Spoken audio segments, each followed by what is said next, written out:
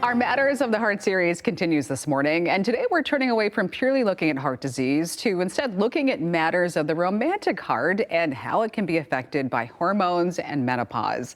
Dr. Dana Bittner here to break down this topic for us. We've talked about estrogen, how it can really help women during menopause, but how does it maybe affect our emotions and our relationships? As we were talking about before going on camera, like it's kind of like postpartum, right, on steroids. So, you know, it's a big deal. We've talked about how estrogen can affect risk for heart disease, but today we're going to talk about how estrogen can affect health of a relationship. Okay. And are we talking about physical benefits, maybe mental well-being? All of the above, I guess, right? Like all the symptoms of menopause, right, are like the perfect storm. So it's the hot flashes, night sweats, not sleeping, irritability, mood lability, moods up and down, potentially vaginal dryness and bladder urgency and all those physical changes, weight gain.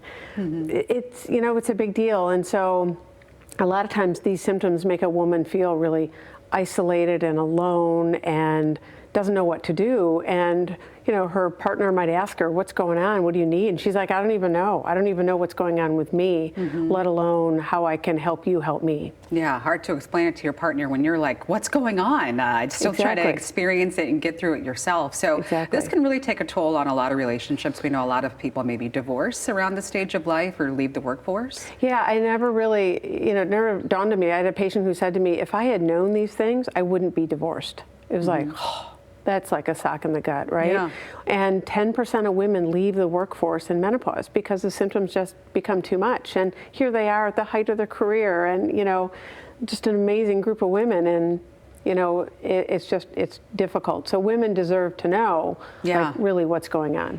I think we're starting to talk about menopause more, but it's great to shine a light on this and maybe talk about how this has impacted Jane as well. Yeah, so Jane was 51 and came in and said, you know, these symptoms are just wreaking havoc. Like, I'm irritable, I'm crying, I don't know what's going on, I don't feel like myself, I'm not sleeping.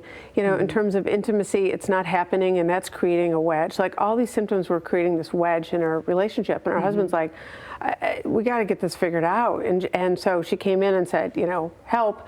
And her friend had gotten divorced and said, if I had only known, right? So she's like, I don't want this to affect the health of our relationship. And so we talked about treatment options. She was a great candidate for estrogen, which is the most effective treatment for these symptoms. And she chose to go on them, and we jokingly in my household also call the estrogen patch the happy patch, right? So it's like, you know, it's a big deal. And the other thing is, you know, I wrote a book on menopause, and chapter 11 is menopause for partners, for families. So they all read it aloud. She called a family meeting, explained what was going on, asked for some grace, and also that she was getting help and getting to understand this. So, you know, it was really cool how she took responsibility, but a lot of women just don't know. Yeah, and I mean, talking to your doctor about this may be a good place to start. A doctor that acknowledges menopause and the symptoms, but also open communication with your loved ones, really critical during this time. It's really important, and yeah, just talking about it and giving grace, because menopause is coming 10 years later, so, you know,